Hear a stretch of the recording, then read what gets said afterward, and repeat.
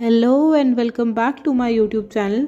तो आज की वीडियो में मैं आपको बताऊंगी कि पीटीएस एग्ज़ाम के लिए कौन कौन से टॉपिक किस यूनिट से किस सब्जेक्ट में कौन से टॉपिक्स इंपॉर्टेंट हैं और कौन से क्वेश्चंस की ज़्यादा चांसेस होते हैं, ज़्यादा प्रोबेबिलिटी होती है कि वो हमारे एग्ज़ाम में आएंगे। इससे पहले ही मैंने एक वीडियो बनाई थी जिसमें मैंने आपको एग्ज़ाम के पैटर्न के बारे में बताया था और दूसरा एग्ज़ाम में अगर कोई क्वेश्चन हमें आता हो चाहे ना आता हो, उस क्वेश्चन को कैसे अटेम्प्ट करना है, कैसे हमें अपनी आंसर शीट अट्रैक्टिव बनानी है जिससे हम इजीली मार्क्स को गेन कर सके।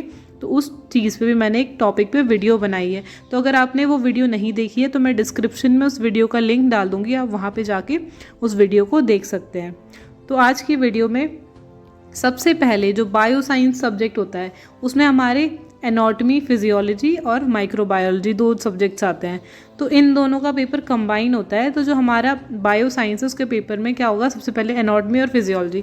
मेजर जो पोर्शन होता है हमारे क्वेश्चन पेपर में वो हमारा एनाटॉमी फिजियोलॉजी से ही आता है और माइक्रो से मतलब 10 से 15 नंबर की माइक्रोबायोलॉजी आती है। तो पहला एमसीक्यूज़ आते हैं पेपर में। तो एमसीक्यूज़ के लिए हमें सबसे पहले father of anatomy, father of physiology पता होने चाहिए, फादर ऑफ माइक्रोबायोलॉजी पता होनी चाहिए। सिमिलरली अगर हम बिहेवियर साइंस की बात करें तो फादर ऑफ साइकोलॉजी, सोशोलॉजी भी हमें फादर ऑफ सोशोलॉजी भी पता होना चाहिए। ऐसे ही जितने भी हमारे टॉपिक्स हैं या सब्जेक्ट्स हैं, इनके जो जो भी फादर हैं जिन्होंने इन्वेंशन करी है उनके फादर के नेम हमें पता होने चाहिए। ये हमारा 1 नंबर के क्वेश्चन में काफ़ी बार रिपीट हुआ है और वो आ भी सकता है और ये हमारे कॉम्पिटिटिव एग्जाम्स में भी कई बार आता है।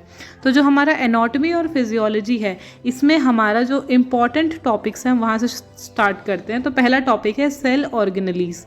सबसे पहले इसमें सेल आ रहा है, सेल वाला मैं दूसरे क्वेश्चन में बताऊंगी कि क्या इंपॉर्टेंट है। तो सेल ऑर्गेनेलीज की बात कर लें तो जितने भी हमारे सेल के अंदर सेल ऑर्गेनेलीज होते हैं, जो स्पेशलाइज्ड स्ट्रक्चर होता है, उनके बारे में आ सकता है। अब अगर वो शॉर्ट नोट्स में आ रहा है, 5 नंबर में आ रहा है, तो हमने क्या करना है, सिर्फ उनको एनलिस्ट करना है। लिस्ट में हमें सीक्वेंस में लिखना है और उसके बाद थोड़ा थोड़ा उनको एक्सप्लेन करना है। सिमिलरली अगर वो 10 नंबर में आ रहा है तो हमें थोड़ा बढ़ा के लिखना पड़ेगा। तो सेल ऑर्गेनेली एक इंपॉर्टेंट टॉपिक है। नेक्स्ट टॉपिक है हमारा डेफिनेशन ऑफ सेल। तो हमें सबसे पहले पता होना चाहिए कि सेल होता क्या है, that cell is the structural and functional unit of life. उसके बाद हमें सेल के पार्ट्स के बारे में भी पता होना चाहिए।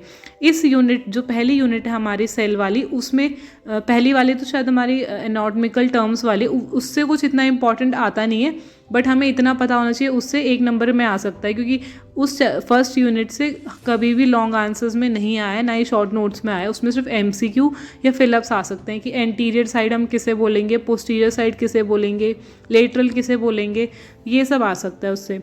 तो जो हमारा सेल वाली यूनिट है इसमें हमें सबसे पहले सेल का डायग्राम आना चाहिए।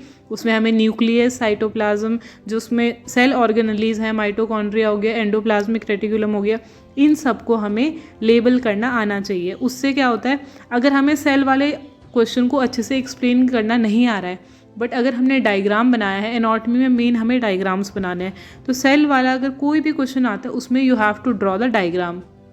तो हमें सेल की डेफिनेशन पता होनी चाहिए और सेल के पार्ट्स के बारे में पता होना चाहिए। तो ये क्वेश्चन भी आ सकता है। नेक्स्ट है एक्सप्लेन टिश्यूज़। अब जो टिश्यूज़ होते हैं, अगर सिमिलरली ये 5 नंबर में आ रहा है तो हम मेनली 4 टाइप के टिश्यूज़ बता देंगे कि ये हमारा एपिथेलियल टिश्यू हो गए, कनेक्टिव टिश्यूज़ हो गए, ये सब टिश्यूज़ हम शॉर्ट में एक्सप्लेन करेंगे अगर 5 नंबर में। इसमें हमने ज़्यादा टाइम वेस्ट नहीं करना है। बट अगर ये सेम क्वेश्चन हमारा 10 नंबर में आ रहा है तो हमें इसे अच्छे से एक्सप्लेन करना है। नेक्स्ट है हमारा structure and function of I and year. Sense organ से मेन हमें आई का डायग्राम, ईयर का डायग्राम पूरा अच्छे से आना चाहिए। हमें इनकी प्रैक्टिस करनी पड़ेगी। एनाटॉमी और फिजियोलॉजी में और कुछ आता ना हो, बट हमें डायग्राम बनाने आने चाहिए। हमें डायग्राम्स हमेशा आने चाहिए, क्योंकि अगर हम डायग्राम्स बनाएंगे तो उससे क्या होगा, हम इजीली स्कोर गेन कर सकते हैं उसमें। तो हमें हमारे आई का स्ट्रक्चर पता होना चाहिए। उसके बाद उसको हमें डायग्राम को पेंसिल से ड्रॉ करना है। अगर टाइम बच रहा है तो हम उसमें कलर्स का यूज़ कर सकते हैं और लेबल कर सकते हैं। तो स्ट्रक्चर और फंक्शन ऑफ ह्यूमन आई और ईयर दोनों हमें पता होना चाहिए। अगर क्वेश्चन में आ रहा है कि explain the physiology of hearing, तो इसमें हम क्या करेंगे, जो हमारे कानों को, जो ये फिजियोलॉजी वाला क्वेश्चन भी इंपॉर्टेंट है, तो फिजियोलॉजी ऑफ हियरिंग में कि वो कौन सा मैकेनिज्म है, जैसे हमारे कान में आवाज़ जाती है, फिर जो हमारी टिम्पैनिक मेम्ब्रेन से जाके हमारे ऑसिकल्स जाती है, तो ये हमें फिजियोलॉजी एक्सप्लेन करने, तो इसमें हम फ्लो चार्ट्स का भी यूज़ करेंगे।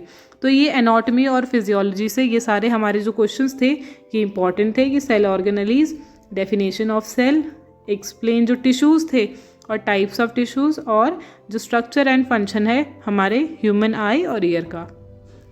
नेक्स्ट अगर हम माइक्रोबायोलॉजी की बात करें तो जिस भी यूनिट में अगर हमने स्कोप्स पढ़े हैं, जैसे कि scope of microbiology in nursing, तो जितने भी हमारी वो हैं सब्जेक्ट्स हैं, जैसे कि हमारा साइकोलॉजी में भी एक टॉपिक आता है scope of psychology in nursing, तो वैसे ही हमारा scope of microbiology in nursing ये भी माइक्रो से एक इम्पॉर्टेंट टॉपिक है। ये वैसे 10 नंबर में नहीं आ सकता, ये 5 नंबर में आएगा अगर आएगा, बट इसके कम चांसेस हैं एग्ज़ाम में आने के। बट जो 2 मेन टॉपिक हैं हमारे माइक्रो से वो है हमारे क्लासिफिकेशन ऑफ माइक्रो ऑर्गेनिज्म और कैरेक्टरिस्टिक्स ऑफ माइक्रो ऑर्गेनिज्म। तो ये दोनों जो टॉपिक हैं ये हमारे आ सकते हैं, शॉर्ट नोट्स में भी आ सकते हैं, और थोड़ा इलेबोरेट करके अगर लिखना हो तो वो हमारा लॉन्ग आंसर में भी आ सकता है। वैसे ही हमें माइक्रोबायोलॉजी के फादर कौन है वो भी पता होना चाहिए, और हमें माइक्रोबायोलॉजी की डेफिनेशन भी आनी चाहिए। अब बिहेवियर साइंस की बात करें तो इसमें हमारी साइकोलॉजी की 3 यूनिट आ रही है, तो उसमें से जो जो इम्पॉर्टेंट टॉपिक्स हैं जो हमारे शॉर्ट और लॉन्ग आंसर में आ सकते हैं वो है हमारा पहला स्कोप ऑफ साइकोलॉजी। ये हमारा 5 नंबर में भी आ सकता है और 10 नंबर में भी आ सकता है। 10 नंबर में कैसे, ये हमारा पहले साइकोलॉजी की डेफिनेशन आ सकती है और उसके बाद स्कोप को एक्सप्लेन करने का भी आ सकता है। नेक्स्ट क्वेश्चन है हमारा importance of psychology for nurses. Psychology की क्या इम्पॉर्टेंस है हम नर्सेज के लिए, ये भी एक इम्पॉर्टेंट क्वेश्चन है हमारे पीटीएस एग्ज़ाम के लिए, और ये हमारा फाइनल एग्ज़ाम के लिए भी एक इम्पॉर्टेंट क्वेश्चन है। नेक्स्ट आता है हमारी सेकेंड यूनिट से फ्रूइड्स थ्योरी ऑफ पर्सनैलिटी, जिसमें हमें इड, ईगो और सुपर ईगो को बताना है। अगर फ्रूइड्स थ्योरी ऑफ पर्सनैलिटी आएगा क्वेश्चन तो हमें उसमें इड, ईगो और सुपर ईगो को लिखना होगा, और ये क्वेश्चन भी इम्पॉर्टेंट है हमारे बिहेवियर साइंस के लिए। नेक्स्ट है characteristics of normal and abnormal behaviour. अब किसी भी ह्यूमन का जो बिहेवियर होता है या तो वो नॉर्मल होता है या तो वो अबनॉर्मल होता है, तो ऐसे कौन कौन से कैरेक्टरिस्टिक्स हैं जो नॉर्मल ह्यूमन बिहेवियर में आते हैं और कौन से अबनॉर्मल बिहेवियर में आते हैं, ये भी हमें कैरेक्टरिस्टिक्स पता होना चाहिए। नेक्स्ट है बेसिक ह्यूमन नीड्स। अब जो ह्यूमन की बेसिक नीड्स है इसमें क्या होता है, एक ऐसा ट्रायंगल बनता है जिसमें सबसे पहले हमारी बेसिक नीड्स होती हैं, फिर हमारी साइकोलॉजिकल नीड्स होती हैं, सबसे ऊपर आता है हमारा फिर ऐसा करके सेल्फ स्टीम, तो ये 5 उसमें डिवाइड होता है। तो ये क्वेश्चन इंपॉर्टेंट है, ये हमारे फाइनल एग्जाम्स के लिए भी इंपॉर्टेंट है और पीटीएस के लिए भी बहुत इंपॉर्टेंट क्वेश्चन है, बेसिक ह्यूमन नीड्स। नेक्स्ट है हमारा डिफेंस मैकेनिज्म। ये अभी तक जब हम अगर सेकेंड ईयर में आ गए, सेकेंड ईयर में भी मेंटल हेल्थ नर्सिंग में भी ये टॉपिक आता है और ये कई बार फाइनल एग्जाम्स में भी रिपीट हुआ है। हमारे फर्स्ट ईयर के लिए भी इंपॉर्टेंट है और हमारे सेकेंड ईयर के लिए भी इंपॉर्टेंट है। तो अगर डिफेंस मैकेनिज्म आपने पढ़ लिया तो ये हमारे दोनों साल काम आएगा, और ऑफकोर्स ये आपके लाइफ में भी काम आएगा जब आपको डिफेंस मैकेनिज्म पता होगा। और वैसे ही डिफेंस मैकेनिज्म अगर नहीं पूछा गया है, डिफेंस मैकेनिज्म की जगह हमें मेंटल मैकेनिज्म पूछा गया है, तो दोनों क्वेश्चन सेम है, तो हमें कंफ्यूज नहीं होना है। Defence mechanism and mental mechanism दोनों एक ही चीज़ है।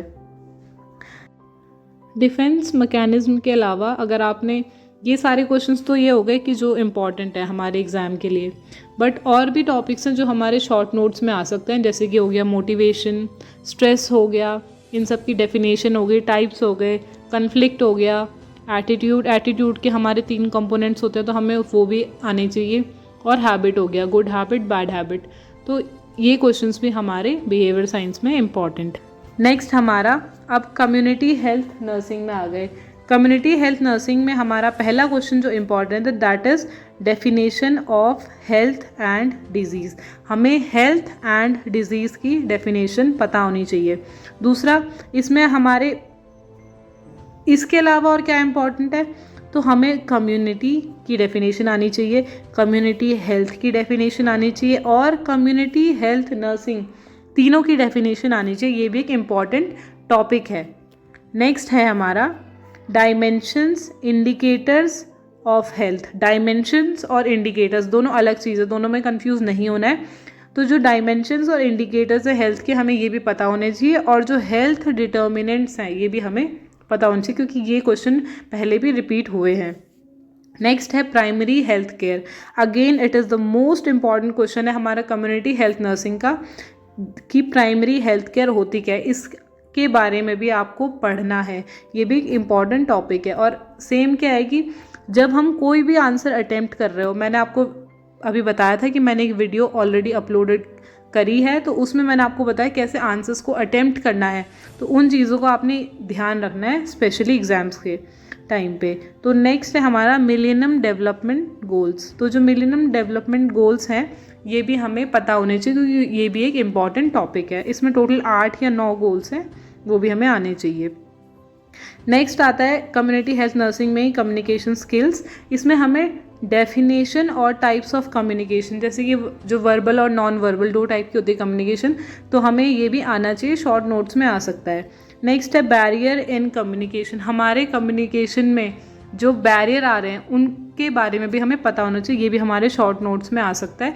और इट कुड बी पॉसिबल कि हमें डेफिनेशन, टाइप्स और बैरियर्स तीनों चीज़ें एक साथ पूछ ली 10 नंबर में। नेक्स्ट है principle and role of nurse in health education. अब हेल्थ एजुकेशन का क्या मतलब होता है कि हम किसी भी पेशेंट को एजुकेट कर रहे हैं हेल्थ के बारे में। अगर हम किसी बीमारी के बारे में अवेयरनेस फैला रहे हैं तो उसको भी हम हेल्थ एजुकेशन देना ही बोलेंगे। तो क्या प्रिंसिपल्स होते हैं हेल्थ एजुकेशन के, और एज अ नर्स हमारे क्या रोल है हेल्थ एजुकेशन में, ये भी हमें पता होने चाहिए। तो ये क्वेश्चन भी एक इम्पॉर्टेंट क्वेश्चन है हमारे PTS एग्ज़ाम्स के लिए। नेक्स्ट हमारा कम्युनिटी हेल्थ नर्सिंग में न्यूट्रिशन भी आता है। मेजर पार्ट इसका हमारा कम्युनिटी हेल्थ नर्सिंग से ही आता है, बट ये 5-5 नंबर का आ जाएगा न्यूट्रिशन से, कम्युनिकेशन स्किल से। तो न्यूट्रिशन से पहला न्यूट्रिशन की डेफिनेशन हमें आनी चाहिए। दूसरा क्लासिफिकेशन ऑफ फूड, जिसमें हमारे प्रोटीन, कार्बोहाइड्रेट, विटामिन ये सब आते हैं, ये सब भी हमें आना चाहिए। और उसमें एग्जाम्पल्स, किसका कितना परसेंटेज होता है, हमारी बॉडी की कितनी परसेंटेज रिक्वायरमेंट है फैट्स की, कार्बोहाइड्रेट्स की, प्रोटीन्स की, ये भी हमें पता होना चाहिए। नेक्स्ट है टाइप्स ऑफ न्यूट्रिशन। ये भी हमें पता होना चाहिए कि न्यूट्रिएंट्स, टाइप ऑफ न्यूट्रिशन की जगह ये टाइप ऑफ न्यूट्रिएंट्स हैं। दैट 2 टाइप के न्यूट्रिएंट्स होते हैं, मैक्रो न्यूट्रिएंट्स और माइक्रो न्यूट्रिएंट्स। तो ये क्वेश्चन भी एक इम्पॉर्टेंट है न्यूट्रिशन जो हमारी सब्जेक्ट है इससे। अब हमारा जो लास्ट सब्जेक्ट बचता है दैट इज़ नर्सिंग फाउंडेशन, जिसको हम फंडामेंटल ऑफ नर्सिंग भी बोलते हैं। तो इसमें सबसे पहला टॉपिक है important, that is etiquettes. Etiquettes हमारे शॉर्ट नोट्स में आ रखा है कई बार, और ये आपके भी एग्ज़ाम में आ सकता है। नेक्स्ट है definition, scope and function of nursing. Definition आनी चाहिए हमें नर्सिंग की, स्कोप्स पता होने चाहिए नर्सिंग के, और नर्सिंग के क्या फंक्शंस हैं। सबसे पहले नर्सिंग की N stands for, U stands for, nurse की हमें फुल फॉर्म पता होनी चाहिए, ये सब हमें आना चाहिए। नेक्स्ट है एथिक्स इन नर्सिंग, और क्या क्या रिस्पॉन्सिबिलिटीज़ हैं एज अ नर्स, ये भी हमें पता होना चाहिए। फिर है क्वालिटीज़ ऑफ नर्स, हमें नर्स की क्या क्या क्वालिटीज़ होती हैं ये भी पता होना चाहिए। इसमें हम जो हमारा फ्लो चार्ट होता है उसकी हेल्प से या बीच में क्लाउड से बना के ईजिली रिप्रेजेंट कर सकते हैं, क्योंकि मेन हमारा जो एग्ज़ाम होता है उसमें हमें अपनी प्रेजेंटेशन अच्छी रखनी है। हमें हेडिंग्स जो भी हम कोई आंसर लिख रहे हैं हमें हेडिंग्स डालनी है, प्रॉपर अंडरलाइन करना है, बोल्ड करना है।